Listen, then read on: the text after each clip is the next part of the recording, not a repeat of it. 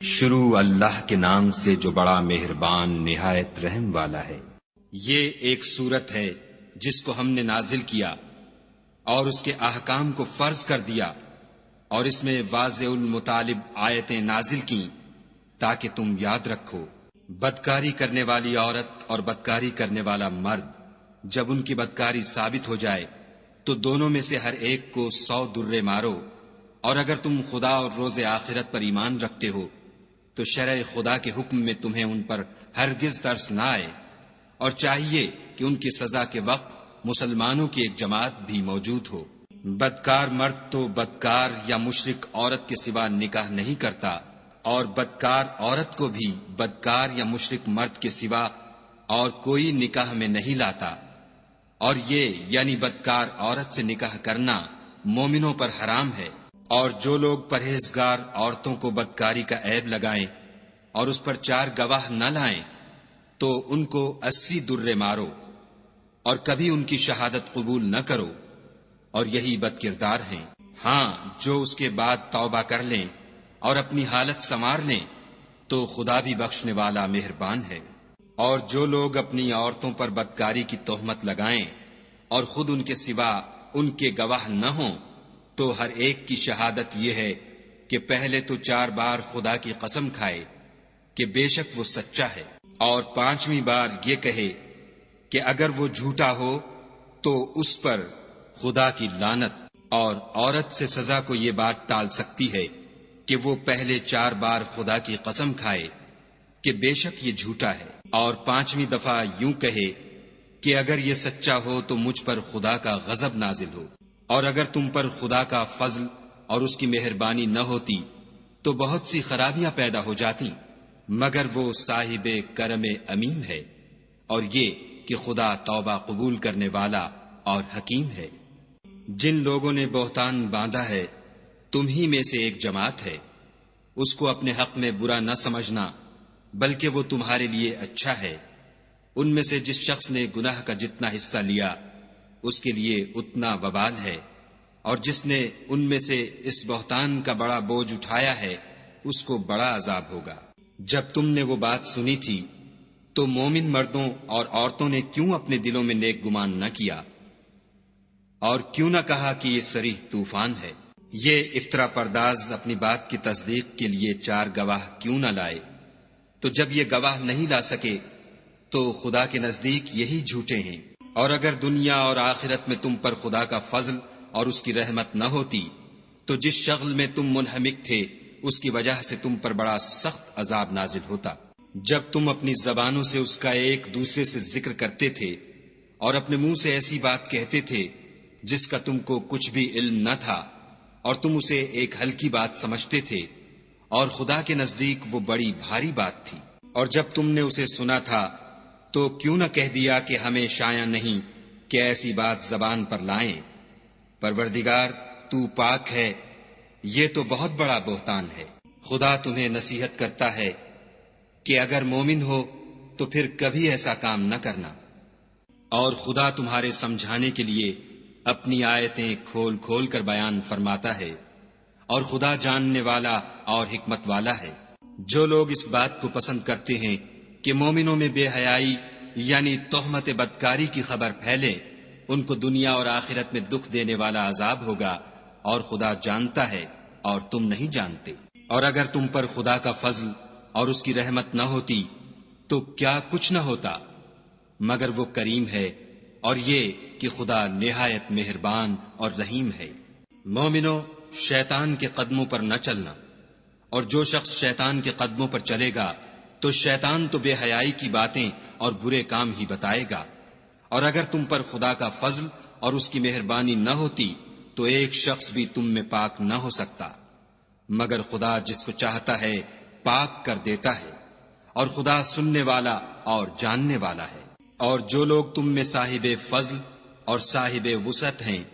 وہ اس بات کی قسم نہ کھائیں کہ رشتہ داروں اور محتاجوں اور وطن چھوڑ جانے والوں کو کچھ خرچ پات نہیں دیں گے۔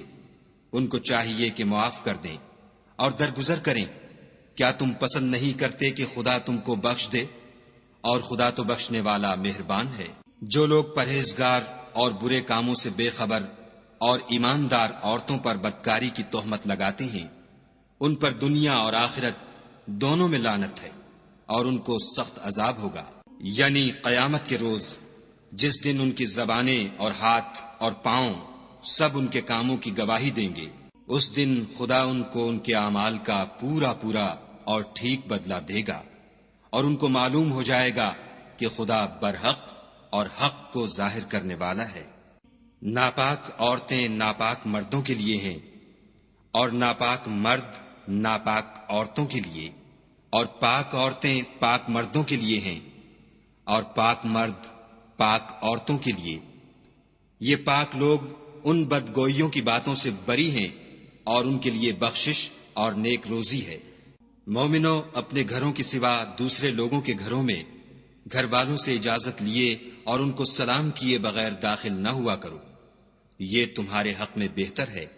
اور ہم یہ نصیحت اس لیے کرتے ہیں کہ شاید تم یاد رکھو۔ اگر تم گھر میں کسی کو موجود نہ پاؤ تو جب تک تم کو اجازت نہ دی جائے اس میں مت داخل ہو، اور اگر یہ کہا جائے کہ اس وقت لوٹ جاؤ تو لوٹ جایا کرو، یہ تمہارے لیے بڑی پاکیزگی کی بات ہے،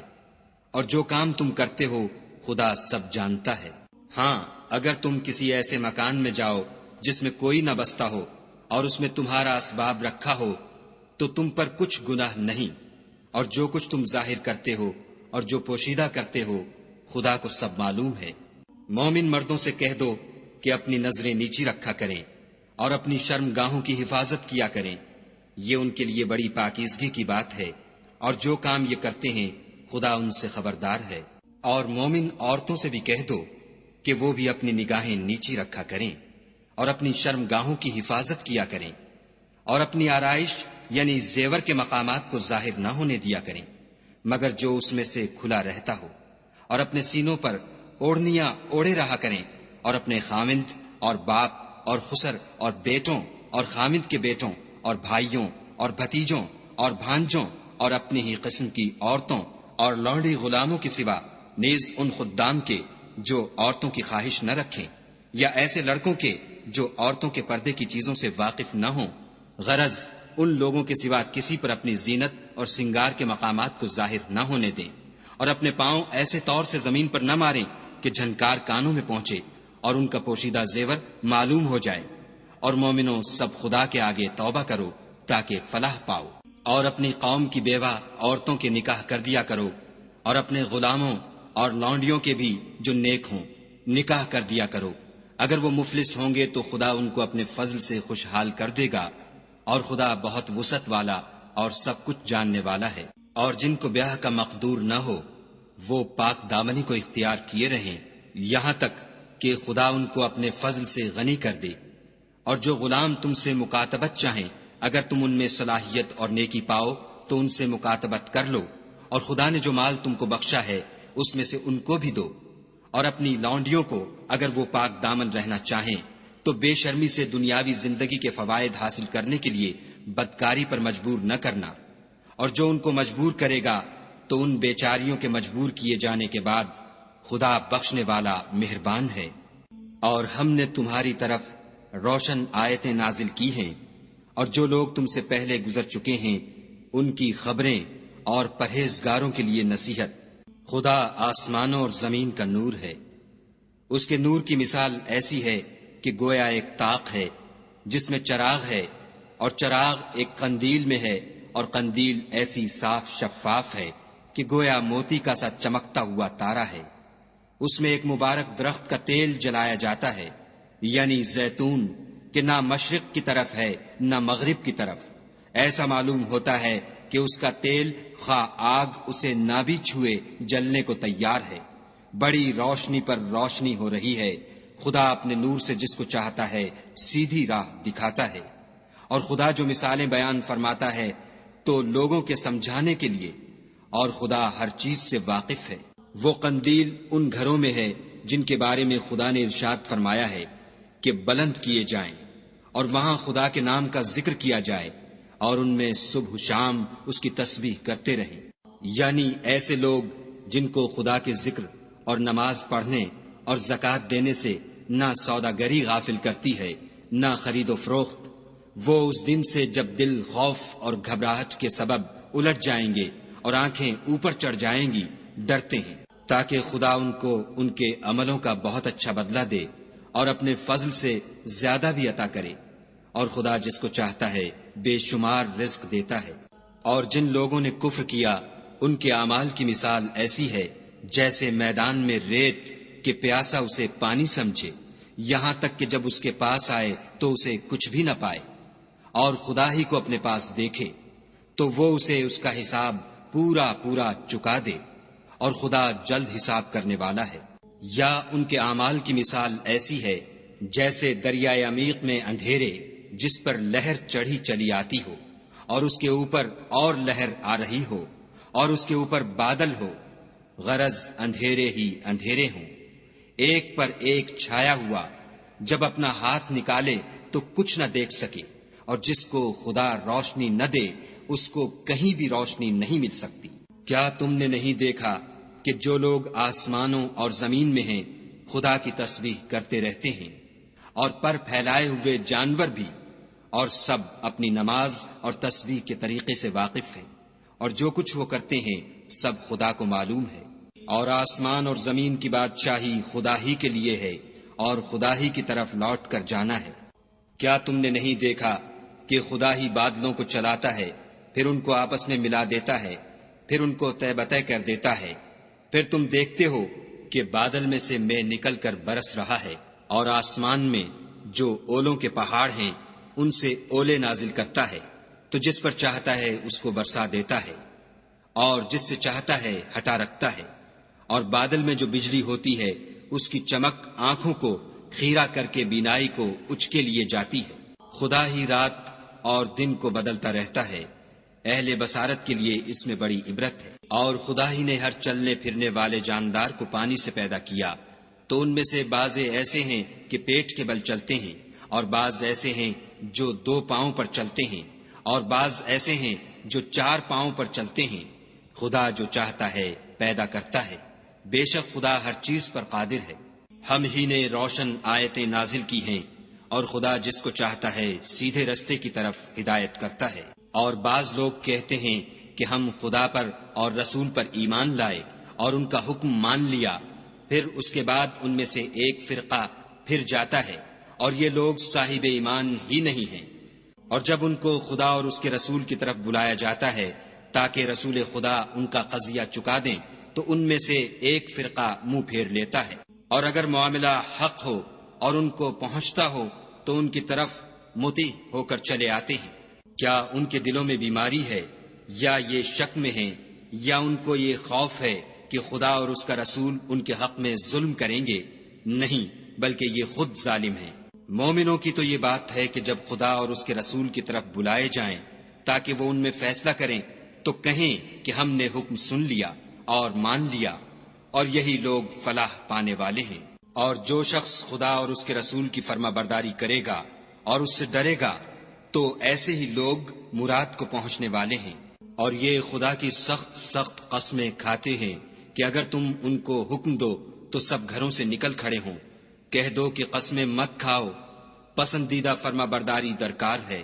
بے شک خدا تمہارے سب اعمال سے خبردار ہے۔ کہہ دو کہ خدا کی فرما برداری کرو اور رسول خدا کے حکم پر چلو۔ اگر منہ موڑو گے تو رسول پر اس چیز کا ادا کرنا ہے جو ان کے ذمے ہے، اور تم پر اس چیز کا ادا کرنا ہے جو تمہارے ذمے ہے، اور اگر تم ان کے فرمان پر چلو گے تو سیدھا رستہ پالو گے۔ اور رسول کے ذمے تو صاف صاف احکام خدا کا پہنچا دینا ہے۔ جو لوگ تم میں سے ایمان لائے اور نیک کام کرتے رہے، ان سے خدا کا وعدہ ہے کہ ان کو ملک کا حاکم بنا دے گا جیسا ان سے پہلے لوگوں کو حاکم بنایا تھا، اور ان کے دین کو جسے اس نے ان کے لیے پسند کیا ہے مستحکم و پائیدار کرے گا، اور خوف کے بعد ان کو امن بخشے گا۔ وہ میری عبادت کریں گے اور میرے ساتھ کسی چیز کو شریک نہ بنائیں گے، اور جو اس کے بعد کفر کرے تو ایسے لوگ بدکردار ہیں۔ اور نماز پڑھتے رہو اور زکوٰۃ دیتے رہو اور پیغمبر خدا کے فرمان پر چلتے رہو تاکہ تم پر رحمت کی جائے، اور ایسا خیال نہ کرنا کہ کافر لوگ ہم کو زمین میں مغلوب کر دیں گے، یہ جا ہی کہاں سکتے ہیں، ان کا ٹھکانہ دوزخ ہے، اور وہ بہت برا ٹھکانہ ہے۔ مومنو، تمہارے غلام، لونڈیاں اور جو بچے تم میں سے بلوغ کو نہیں پہنچے 3 دفعہ یعنی 3 اوقات میں تم سے اجازت لیا کریں، ایک تو نماز صبح سے پہلے اور دوسرے گرمی کی دوپہر کو جب تم کپڑے اتار دیتے ہو، اور تیسرے عشاء کی نماز کے بعد۔ یہ 3 وقت تمہارے پردے کے ہیں، ان کے آگے پیچھے یعنی دوسرے وقتوں میں نہ تم پر کچھ گناہ ہے اور نہ ان پر کہ کام کاج کے لیے ایک دوسرے کے پاس آتے رہتے ہو۔ اس طرح خدا اپنی آیتیں کھول کھول کر بیان فرماتا ہے، اور خدا بڑا علم والا اور بڑا حکمت والا ہے۔ اور جب تمہارے لڑکے بالغ ہو جائیں تو ان کو بھی اسی طرح اجازت لینی چاہیے جس طرح ان سے اگلے یعنی بڑے آدمی اجازت حاصل کرتے رہے ہیں۔ اس طرح خدا تم سے اپنی آیتیں کھول کھول کر بیان فرماتا ہے، اور خدا جاننے والا اور حکمت والا ہے۔ اور بڑی عمر کی عورتیں جن کو نکاح کی توقع نہیں رہی اور وہ کپڑے اتار کر سرننگا کر لیا کریں تو ان پر کچھ گناہ نہیں، بشرطے کہ اپنی زینت کی چیزیں نہ ظاہر کریں، اور اگر اس سے بھی بچیں تو یہ ان کے حق میں بہتر ہے، اور خدا سنتا جانتا ہے۔ نہ تو اندھے پر کچھ گناہ ہے اور نہ لنگڑے پر اور نہ بیمار پر اور نہ خود تم پر کہ اپنے گھروں سے کھانا کھاؤ یا اپنے باپوں کے گھروں سے یا اپنی ماؤں کے گھروں سے یا بھائیوں کے گھروں سے یا اپنی بہنوں کے گھروں سے یا اپنے چچاؤں کے گھروں سے یا اپنی پھوپھیوں کے گھروں سے یا اپنے ماموں کے گھروں سے یا اپنی خالاؤں کے گھروں سے یا اس گھر سے جس کی کنجیاں تمہارے ہاتھ میں ہوں یا اپنے دوستوں کے گھروں سے، اور اس کا بھی تم پر کچھ گناہ نہیں کہ سب مل کر کھانا کھاؤ یا جدا جدا۔ اور جب گھروں میں جایا کرو تو اپنے گھر والوں کو سلام کیا کرو، یہ خدا کی طرف سے مبارک اور پاکیزہ تحفہ ہے۔ اس طرح خدا اپنی آیتیں کھول کھول کر بیان فرماتا ہے تاکہ تم سمجھو۔